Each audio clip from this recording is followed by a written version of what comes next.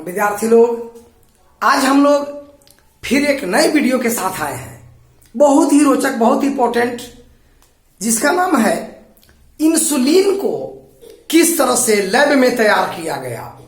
Insulin को किस तरह से लेबोरेटरी यानी प्रयोगशाला में आर्टिफिशियल कृत्रिम रूप से तैयार किया गया, इसके बारे में हम लोग चर्चा करेंगे और अध्ययन करेंगे, समझेंगे। जैसे पहले हम लोग समझ चुके हैं कि इंसुलिन, आज की ये विषय रहेगा इंसुलिन। इंसुलिन, यहां देखिए इंसुलिन रहेगा।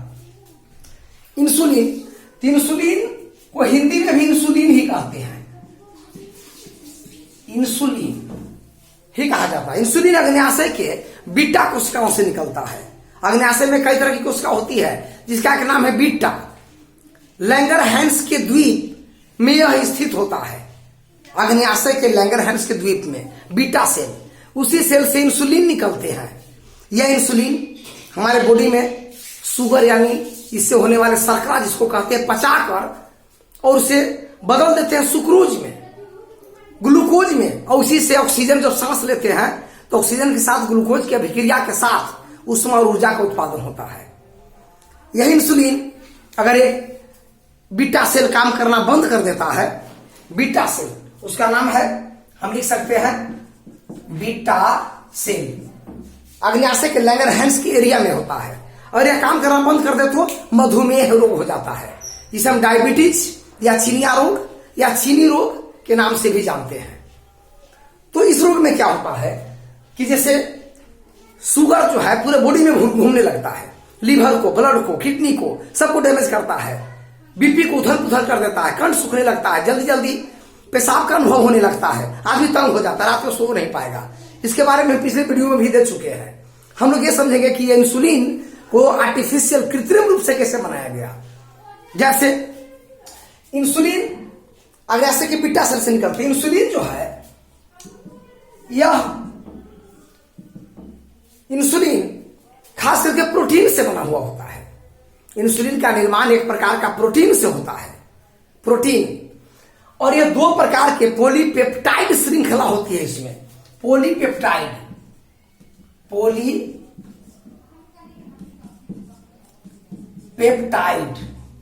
चेन होता है। यह पॉलीपेप्टाइड चेन दो होता है, एक होता है ए और एक होता है बी। अब यहां पर देखिए पॉलीपेप्टाइड, यहां पर बी है और यहां पर ए है। इसमें दो पॉलीपेप्टाइड बॉन्ड होते हैं, इसको बॉन्ड भी लिख सकते हैं पॉलीपेप्टाइड। ये दो पॉलीपेप्टाइड बॉन्ड ए और बी होते हैं। ए में 21 एमिनो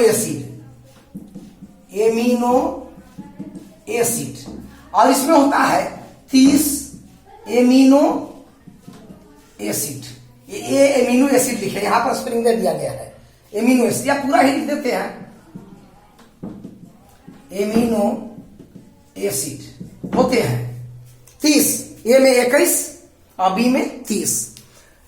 इस प्रकार से इंसुलिन को पहले जब इसका खोज हुआ, एफ बैटिंग किए थे, और वो खोज करने के बाद एफ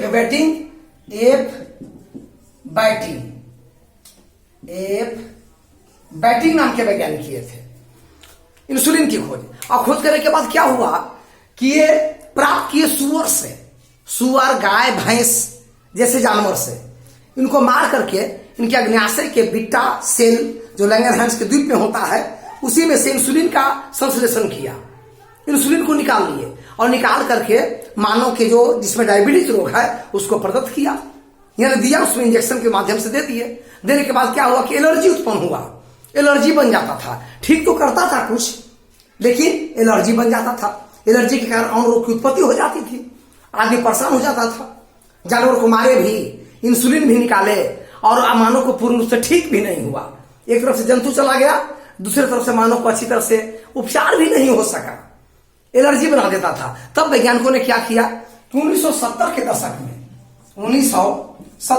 में जीव वैज्ञानिकों के समूह, एक का नाम नहीं है ताकि उसका नाम दिया जाए, उन्होंने क्या किया कि डीएनए के वैसे जीन को निकाला। डीएनए में कई जीन होते हैं, प्रत्येक जीन शरीर के अलग अलग क्रियाओं, ग्रंथियों, अंगों का संचालन करता है, कंट्रोल करता है कोड के द्वारा। जिसे हम कोडोन कहते हैं। कोडोन में 3 न्यूक्लियोटाइड होते हैं। तो 1970 में जीव वैज्ञानिकों का एक समूह गिरोह बना। वे लोग तय किए कि हम लोग इसे आर्टिफिशियल रूप से तैयार करें ताकि एलर्जी ना बने। अब उसमें क्या किया इन्होंने कि ऐसा किया कि इंसुलिन को प्राप्त करने के लिए सुअर गाय भैंस से छोड़ दिए, क्योंकि एलर्जी बना देता था, पूर्ण रूप से ठीक नहीं कर पाता था। अब 1970 में वैज्ञानिक आपस में मिल करके और यह तय किए कि डीएनए में वह जीन जो इंसुलिन को कोडिंग करता है, यानी इंसुलिन के बनने निकलने की क्रिया का नियंत्रण एक जीन द्वारा होता है, उस जीन को अलग कर दिया। डीएनए के जीन को अलग कर दिया, डीएनए जीन को अलग करके ई कोलाई इस्चेरिशिया कोलाई पूरा नाम ही बैक्टीरिया है। क्या है? बैक्टीरिया, बीएसई, बैक्टीरिया का यहां उच्चारण कर रहे हैं, इसका संकेत मानना है बैक्टीरिया। तो ई कोलाई, इस्चेरिशिया कोलाई नाम के बैक्टीरिया में इनके डीएनए के जीन को, इंसुलिन का जो कोडिंग करता है, जो इंसुलिन को कंट्रोल करता है, उस डीएनए के जीन को प्रत्यारोपित कर दिया ई कोलाई के प्लाज्मिड में प्रत्यारोपित कर दिया। इनके ये जीन को प्रत्यारोपित कर दिया ई कोलाई के प्लाज्मिड में प्रत्यारोपित कर देने के बाद अब हुआ क्या कि इसमें से इंसुलिन का उत्पादन शुरू हो गया, मानव के लिए काफी कारगर हो गया। यहां बन गया ह्यूमन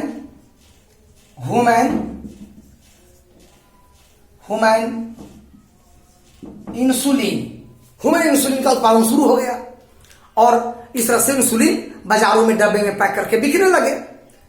फिर एक दशक आया 1983 में एक एली लेली नाम के वैज्ञानिक थे, उन्हीं के नाम पर अमेरिका में कंपनी खुली और उन्हीं कंपनी के द्वारा क्या किया गया कि यहां पर देखिए पॉलीपेप्टाइड बॉन्ड इंसुलिन का दुग होता है, यानी ए और बी, जो ऊपर भी दर्शाया जा चुका है, ये दोनों को इसमें ट्रांसफर कर दिए ई कोलाई के प्लाज्मिड में।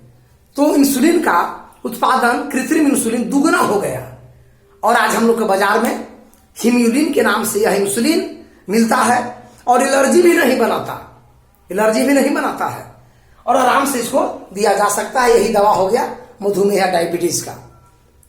फर्स्ट में दवा हुआ कि डीएनए के जीन को ई कोलाई, इस्चेरिशिया कोलाई के बैक्टीरिया के प्लाज्मिड में डालने से संश्लेषण होने लगा किसका? मानो कृत्रिम इंसुलिन का। और उसके बाद 1983 में एली लेली नाम के अमेरिकन वैज्ञानिक, जो वैज्ञानिक के नाम पर कंपनी का नाम रखा गया है, इन्होंने ट्रांसफर किया अल्फा ए और बी, दो श्रृंखलाओं को, जो इंसुलिन का श्रृंखला है।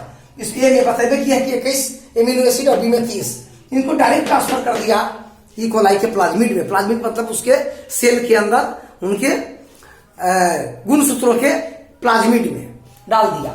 डालने के बाद कृत्रिम इंसुलिन का संश्लेषण डबल हो गया। तो आज हमको बाजार में, मानव जाति को बाजार में इंसुलिन का उत्पादन काफी मात्रा में बढ़ चुके हैं, जब मन तब खरीद सकते हैं, कोई समस्या नहीं। इस प्रकार से चिनिया रोग का कंट्रोल किया गया। लेकिन फिर भी एक बात याद रखिए कि चिनिया रोग ऐसा रोग है, मधुमेह डायबिटीज इसी को कहते हैं, यह कैसी रोग है जिसमें दवा से ज्यादा परहेज अच्छा साबित होता है। दवा से ज्यादा परहेज साबित होता है, क्योंकि आप दवा करते हैं, परहेज नहीं करते हैं तो दवा का खास असर नहीं होगा। दवा के असर होने के लिए परहेज होना जरूरी है, तभी हम लोग इसका नियम का पालन करेंगे। परहेज जैसे मान लिया कि कार्बोहाइड्रेट, वसा, सुक्रोज, ग्लूकोज, शर्करा वाली भोजन को कम खाना चाहिए।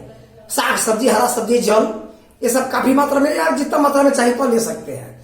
वो डॉक्टर उसका लिस्ट देते हैं, 1 कप चावल, 1-2 रोटी, और थोड़ा उतना ही खाना चाहिए जितना भी पच सके। तो 3-3 घंटा के अंतर पर भोजन को पचाने भर खाया जाता है। इसमें कार्बोहाइड्रेट, प्रोटीन, कार्बोहाइड्रेट है, वसा है, सुक्रोज है, शर्करा है, ये सब नहीं होना चाहिए। लेकिन फिर भी शर्करा का लेयर घट जाएगा नीचे काफी, वो दिक्कत है। तो डॉक्टर के सलाह के अनुसार सप्ताह में कभी कभी थोड़ी सी ग्लूकोज या शर्करा भोजन का थोड़ा सा सलाह खाने का दिया जाता है, वो डॉक्टर ऊपर लिस्ट में लिख देते हैं। इसका पालन करना होगा तब ये दवा असर करेंगे, अन्यथा दवा असर नहीं करता है। लेकिन एक चीज और है कि व्यायाम और कसरत करने से जो ग्लूकोज की मात्रा बनी हुई है बॉडी में, वो पसीना के रूप में निकल जाती है। पसीना के रूप में नहीं, जैसे ग्लूकोज से तो ऊर्जा बनता है, सांस लेते हैं तो ऑक्सीजन ग्लूकोज मिल करके heat energy plus CO2 gas बनाते हैं। तो हीट एनर्जी बन गया, व्यायाम करने से ज्यादा ऊर्जा की जरूरत पड़ी और आप व्यायाम करने करिएगा तो ग्लूकोज हीट और एनर्जी में बदल गया और ग्लूकोज की मात्रा खत्म हो जाती है, शर्करा हटती है, शर्करे से ग्लूकोज बनता है। तो व्यायाम करने से भी ये चिनिया लोग दबते हैं और खान पान में परहेज रखने से ये दबते हैं। ये दो चीज का पालन करना होगा तभी दवाइयां आपका काम करेगा, अन्यथा काम नहीं करेगा। इस तरह से आप समझ गए कि हम लोग कृत्रिम इंसुलिन लैब में किस प्रकार से बनाए, कृत्रिम इंसुलिन किस प्रकार से तैयार किए। चलिए इसके बारे में जानकारी मिल गई आपको कि लैब में इंसुलिन कैसे बनाए जाते हैं, ये इंसुलिन किस प्रकार से बाजारों में आए हैं। अब पहले जानवरों से देने से क्या दिक्कत थी, एलर्जी बनती थी, सारी बात को बता दिया गया है। शेयर करें, लाइक करें, सब्सक्राइब करें। अगले वीडियो में फिर मिलेंगे।